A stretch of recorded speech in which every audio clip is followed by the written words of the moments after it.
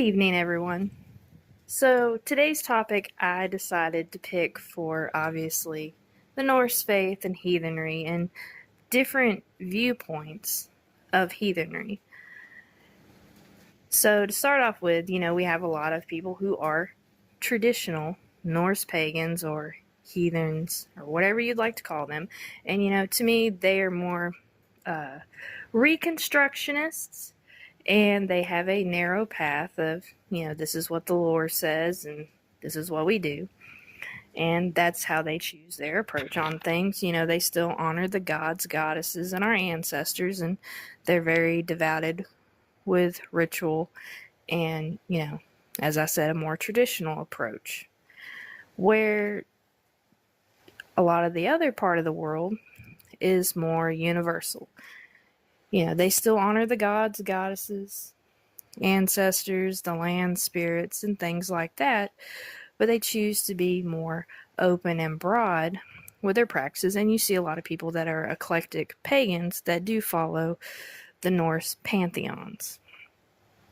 And I've seen both sides, and I see positive and negatives in both of them. And for River Pine, we're in the middle of the road. We do welcome anybody to come to what we are doing, as well as we do have some traditional ways about ourselves when it comes to ritual structure and what we find is sacred and profane. And then there's another side of the Norse faith, which is animism. And I see a lot of people going towards that side more and more as the years progress on, compared to how it was when the Norse faith was brought into America, 30-something years ago. Even though I've been of this path for 16 years, I've watched it change like the tides. And it's very interesting to see the religious leaders and the authors and the academics and, these tribes and different groups and things like that go through, just like as the seasons change, so do we. And we've had a rise in animism, and we have more people that have a different connection. And the way I have seen it from people that I have met, they're very connected to the land, and they really want to be a part of those land spirits and feel the Mother Earth and connect with different elements that you would find in nature. And to me, it's a very positive experience, and it's very similar to a lot of groups that you'll find in the newer age community, so to speak. But they're connecting to the land, and they're doing that deep digging, getting their feet in the dirt, so to speak.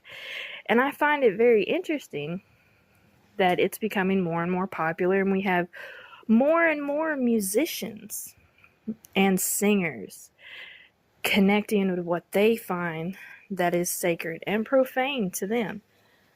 Though, yes, I love nature and connecting with it in my own way. I'm more of a middle of the road, and I just find it very interesting how heathenism, or the Norse faith, or whatever you'd like to call it, changes like the tides with every decade. And, I know that there was things in the past from what our ancestors may experience, Some of our ancestors may have been warriors, where others were farmers or religious leaders or hearth mothers. But most of them were everyday people, and they worshipped at home. And to me, I don't think it's a topic that's very spoken about on a bigger level, because everybody worships differently. They may have their ancestral altars and have their pictures of their loved ones and whatnot. But no one really talks about what the hearth mother does, or what the devoted father does that isn't a warrior. And there was only light touches on those things, when it talked about war band. because warband was very important. It's one of the reasons why we have Bloat. And to me, heathenry has so many different sides of it, just like dice. Dice have many sides. And it leaves me curious, how do you practice your faith? And what do you find sacred and profane? So, for me,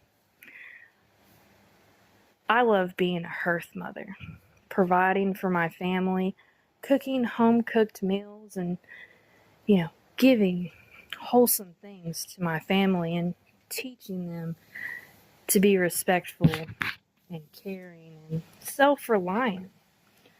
But at the same time, there's many different aspects of how far that'll go of being a hearth mother, because, we're not farmers. Even though, yes, we have a homestead movement going on, most of us work, and we don't get to spend as much home time as we would in different settings.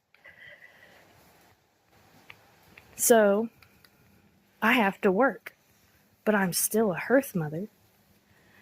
And as well as what I help with River Pine. And each of us help in different ways for River Pine of what we see as sacred and profane to us. So for me, I love what I do as a Githia, to help the community, to help the members, and to outreach to everyone and to tell our story of why we do what we do. We have another member of our kindred. He is very connected to the land, and he has very animistic views on those things, and he sees connections in many ways to other indigenous cultures.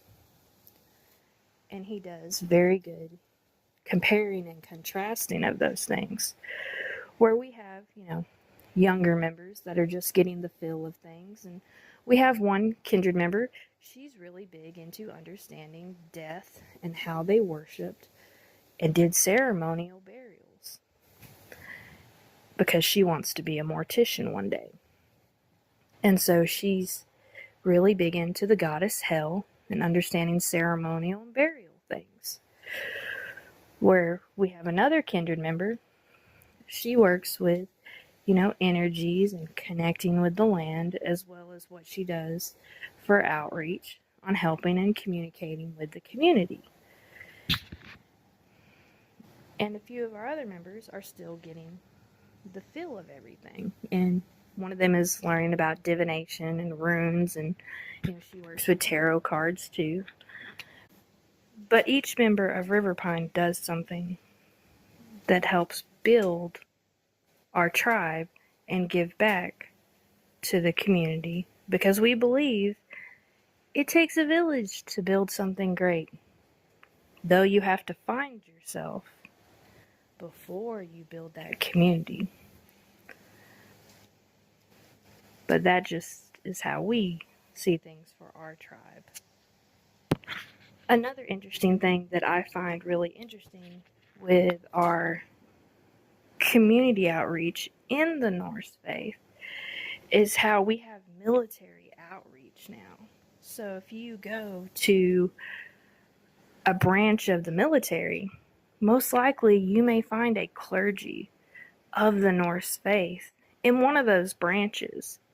And I think that is a really awesome thing to see and to hear about, because heathenry is branching off in so many different directions. Even with prison outreach, there is a big, steady movement for prison outreach, and they do a lot of great work for those people that are in there.